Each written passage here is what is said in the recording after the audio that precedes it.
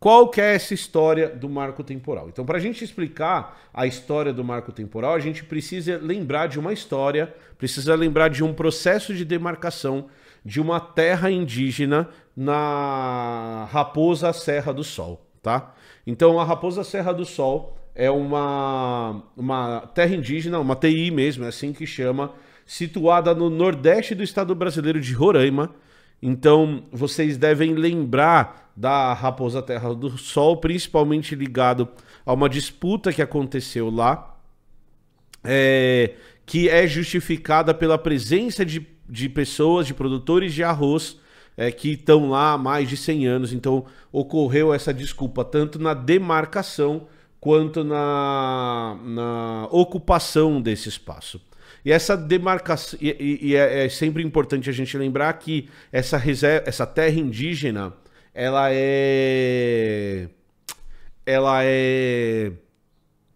invadida frequentemente por garimpo também. Então tem uma disputa e uma guerra envolvendo garimpeiros muito séria.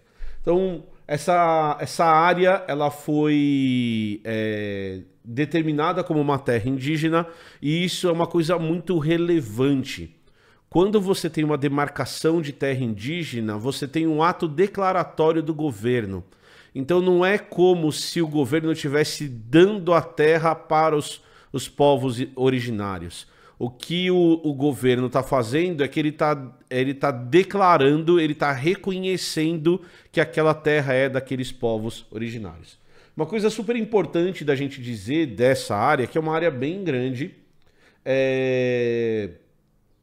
e que teve todo um projeto antropológico, teve todo um trabalho dos pesquisadores da FUNAI para determinar qual que seria essa área que teria sido ocupada, e é sempre relevante a gente lembrar que o governo de Roraima instituiu um município dentro da área indígena, sabendo, dentro das terras indígenas, sabendo que era terra indígena, levou a população até lá e estimulou o plantio e a ocupação dessas áreas, sabendo que era terra indígena. Então tá bom.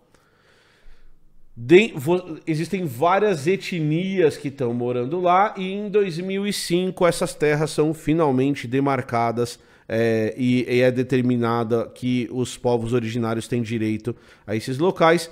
E aí começa um processo jurídico e violento de retirada das pessoas que estão dentro dessas áreas indígenas. Então a gente precisa entender todo esse processo. Então a terra é demarcada, depois que ela é demarcada, começa um processo de expropriação e das pessoas precisando sair de lá, e do governo entrando na justiça e ganhando na justiça a partir do processo de demarcação.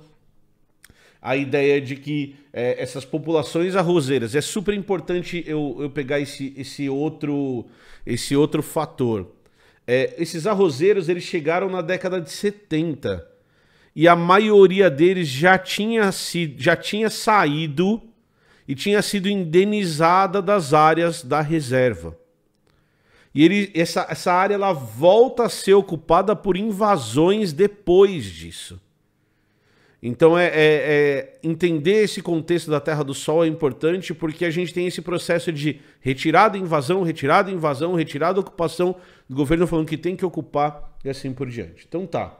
Então a reserva ela é promulgada, então essa área é determinada, e o governo de Roraima entra em 2008 com um processo no STF questionando esse processo, essa ideia de desocupação que tinha sido determinada em 2007. Então, em 2008, o governo de Roraima entra com um processo na STF dizendo, a desocupação de 2007 ela não vale, porque em 2000 esse povo já está aí, o pessoal do arroz já está aí há muito tempo, então não faz muito sentido. Então, o que o STF faz? O STF julga esse processo produzido pelo governo de Roraima, e em 2009 ele dá um parecer, ele faz uma votação, como é que está acontecendo agora, e o STF ele cria uma... Deixa eu pegar aqui o nome certinho para não falar besteira. Então ele cria uma... Oh, meu Deus do céu.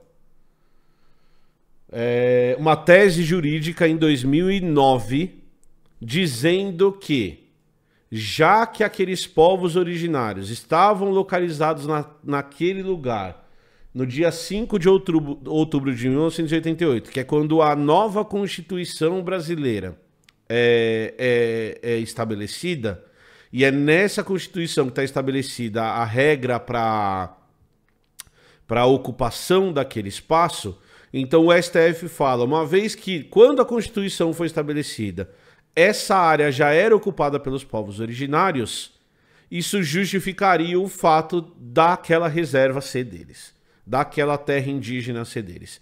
Então é o STF, em 2009, que estabelece essa ideia de marco temporal. Então eles colocam um marco temporal, então ele fala, tudo que estava lá até 5 de outubro de 88 é área que deve ser reconhecida como terra indígena, tá bom? Só que o STF dá um passo a mais nessa decisão. O STF usa essa justificativa, usa esse marco temporal, ao mesmo tempo que, Gabriel, eles falam que essa tese jurídica só serviria para aquele caso. E que outros casos não poderiam usar essa tese jurídica e que isso teria que ser julgado de novo. Tá? Beleza? Tranquilo. Coisas que não são consideradas nesse momento. Em primeiro lugar, como o Márcio disse aqui, é que existem muitos povos originários, muitas populações desses povos originários que são nômades. Elas precisam de uma área de vida maior para sobreviver. Segunda coisa que é um problema muito sério é esse contexto da ditadura militar que eu citei anteriormente. Então, muitos dos povos haveriam sido expulsos das suas áreas pelo exército, pelo governo. Então, a hora que você começa a estabelecer uma legislação que considere esses povos, se você colocar o marco temporal, o que você está fazendo é que você está dizendo que só vale o que acontece até 88, ou quem estava lá em 5 de outubro de 88.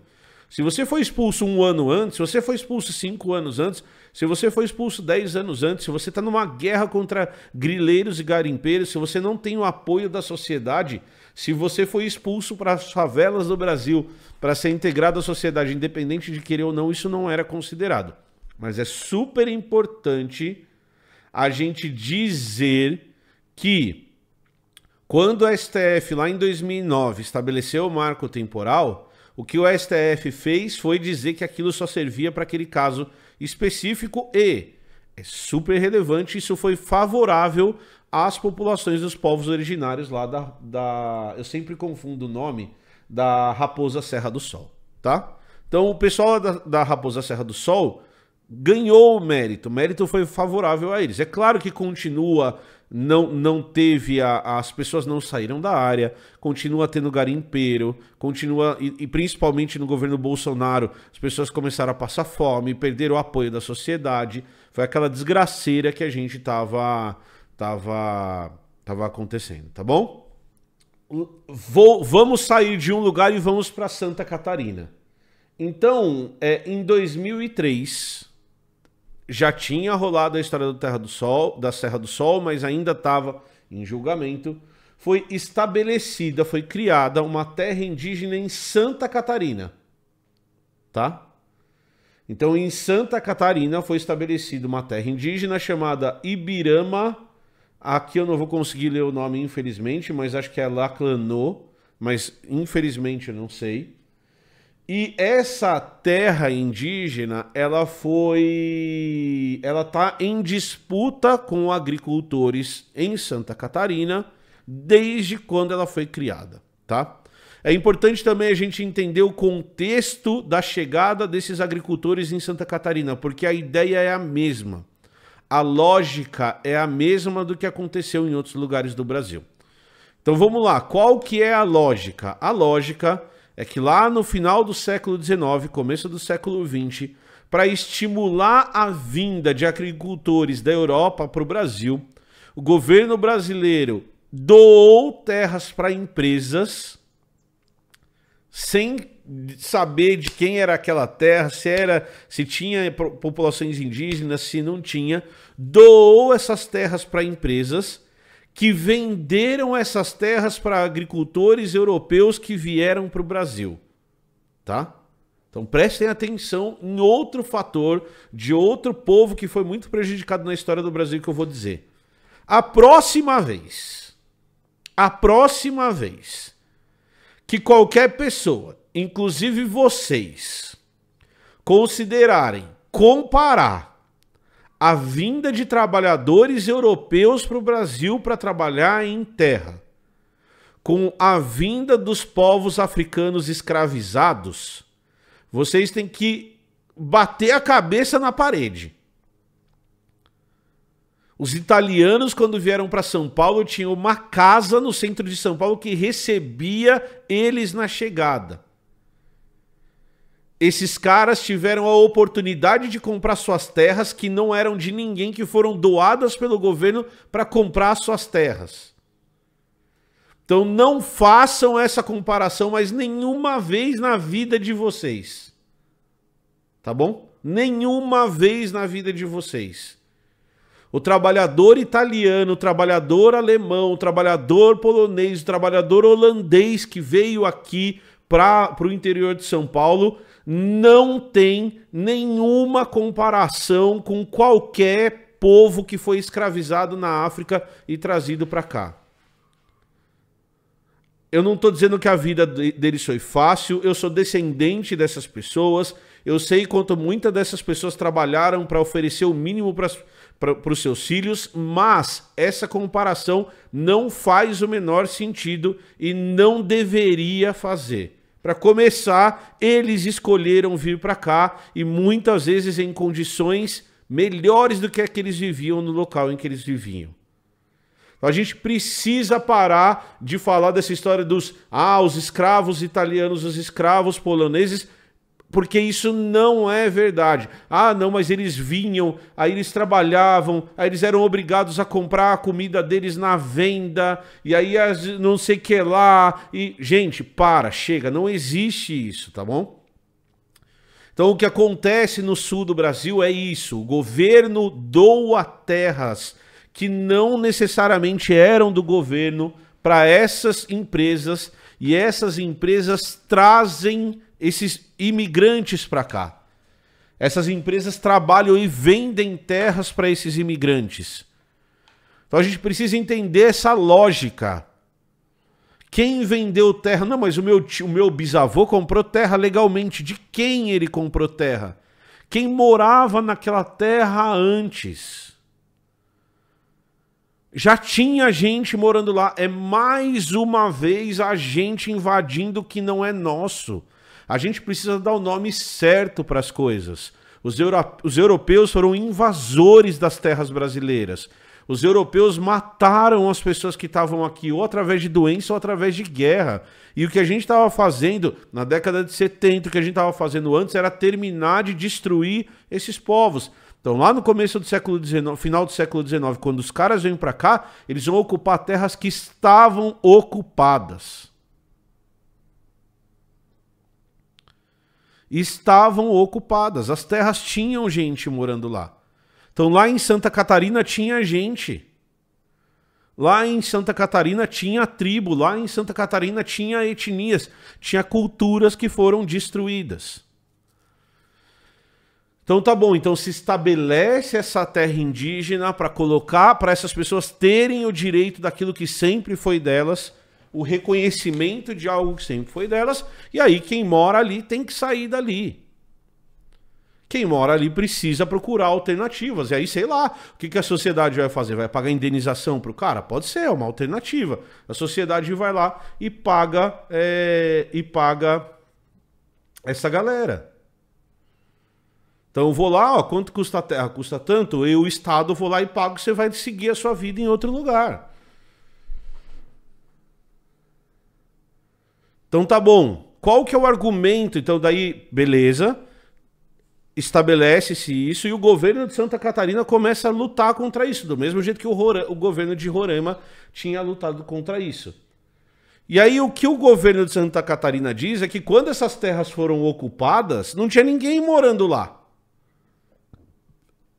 E aí o que um dos povos que moram lá, que são os Xhogleng, dizem é que eles foram desocupados, eles não moravam lá porque eles tinham sido expulsos.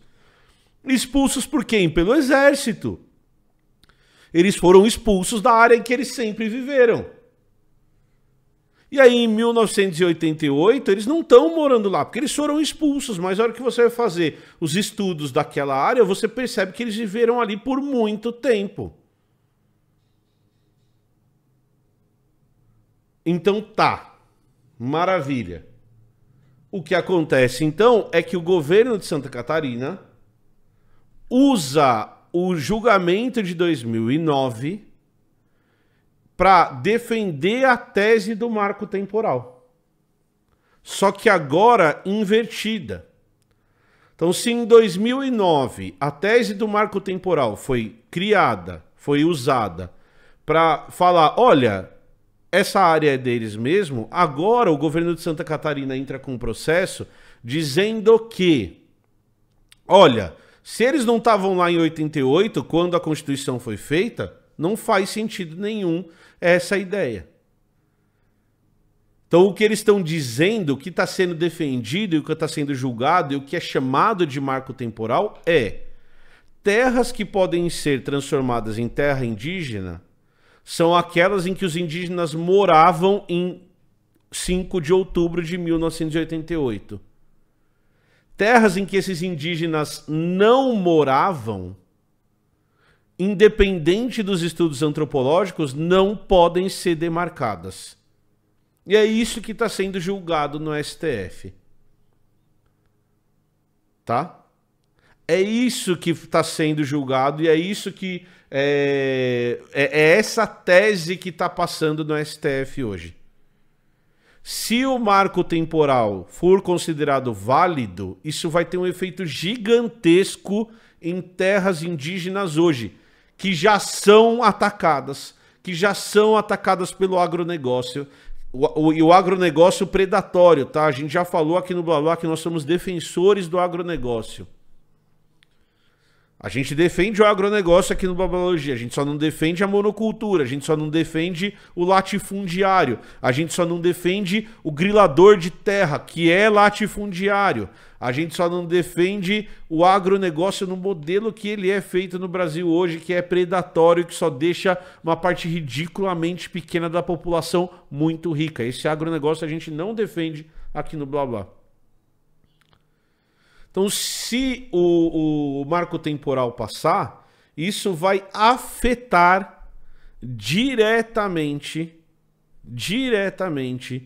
áreas que ainda precisam ser demarcadas, porque a gente precisa demarcar a área, a gente precisa colocar esses povos nos lugares em que eles sempre existiram, a gente precisa, como sociedade, fazer essa reparação histórica com esses povos originários. Nós precisamos construir estruturas e oferecer o básico para que essas pessoas consigam viver do jeito que elas acharem melhor que elas viverem. Porque a gente precisa nos entender como os invasores que por 500 anos exploraram e destruíram esses povos, e que o que a gente está fazendo quando a gente está demarcando terra é mínimo. É mínimo o que a gente está fazendo quando a gente está demarcando terra. É o mínimo que a gente precisa fazer para reparar um pedacinho dos males que a gente pode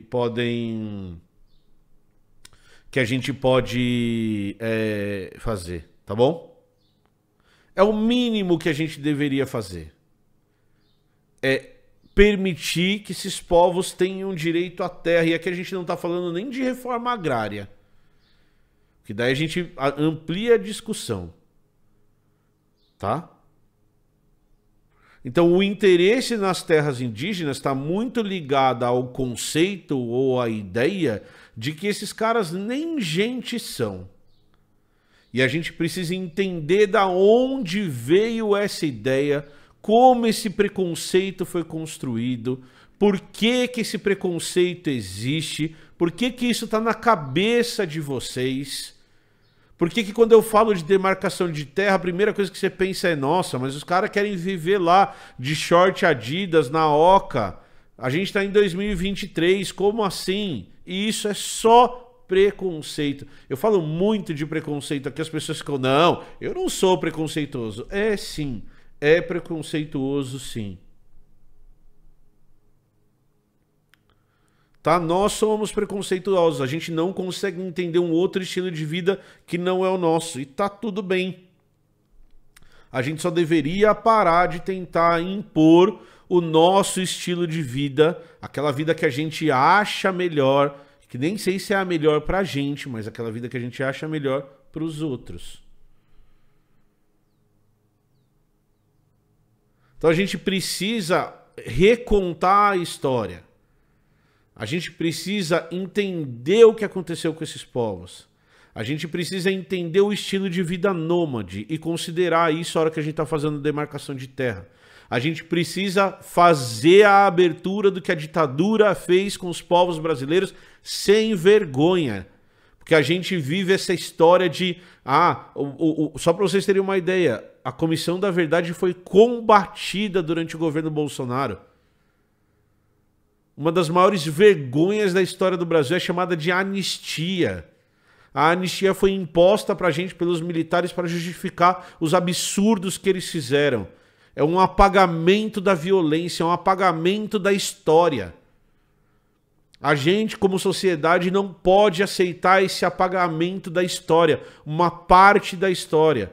Não é porque essa parte da história não afetou uma parte da população que a gente tem que fingir que isso não aconteceu.